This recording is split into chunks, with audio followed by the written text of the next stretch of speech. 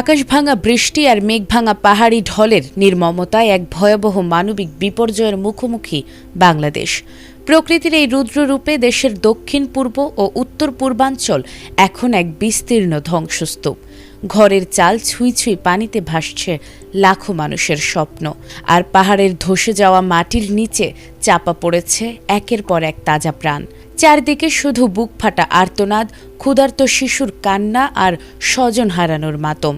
দুর্গত এলাকাগুলোতে এখন বেঁচে থাকার আকুতি ছাপিয়ে গেছে সবকিছুকে। এক চরম অনিশ্চয়তা আর অপূরণীয় অর্থনৈতিক ক্ষতির মুখে দাঁড়িয়ে পুরো দেশ। রাজধানী ঢাকাও প্রকৃতির এই তাণ্ডব থেকে রেহাই পায়নি। রবিবার ভোর থেকে টানা বর্ষণে ঢাকার Mirpur, Dhanmondi, green road, new market, Banani ও পুরান ঢাকা সহ অনেক এলাকা হাঁটু থেকে কোমর পানিতে তলিয়ে যায়। সড়কে সৃষ্টি হয় তীব্র যানজট, অচল হয়ে পড়ে গণপরিবহন, বাসাবাড়ি ও দোকানে পানি ঢুকে কোটি টাকার ক্ষয়ক্ষতি হয়েছে। সোমবারও আকাশ মেঘাচ্ছন্ন, রাজধানী তলিয়ে গেছে ভারী বর্ষণে। আবহাওয়াবিদরা বলছেন, সক্রিয় মৌসুমি বায়ুর কারণে রাজধানীতে আরও ভারী বৃষ্টির আশঙ্কা রয়েছে। এদিকে কক্সবাজার, চট্টগ্রাম, রাঙামাটি, খাগড়াছড়ি, বান্দরবান, মৌলভীবাজার ও সিলেট সহ 7টি জেলা ভয়াবহ বন্যার কবলে পড়েছে। কক্সবাজারের উখিয়ার, টেকনাফ, চকরিয়া ও পেকুয়ায় পাহাড়ি ঢল আর জোয়ারের পানিতে বিস্তীর্ণ এলাকা তলিয়ে গেছে।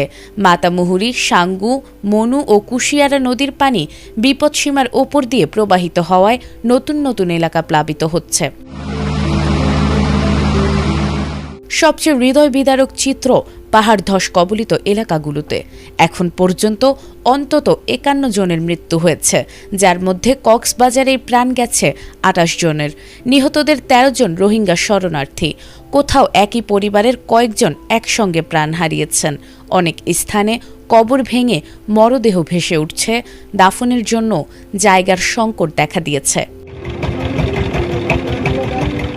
প্রায় 2,67,000 পরিবার পানিবন্দী, 44,000-এর বেশি মানুষ আশ্রয় কেন্দ্রে ঠাঁই নিয়েছেন। বিশুদ্ধ পানি, খাবার, বিদ্যুৎ ও মোবাইল নেটওয়ার্কের সংকটে দুর্ভোগ চরমে।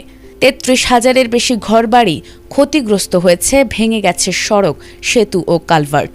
সেনাবাহিনী, নৌবাহিনী ও কোস্টগার্ড উদ্ধার অভিযান চালালেও টানা বৃষ্টি পরিস্থিতিকে আরও ভয়াবহ করে তুলছে।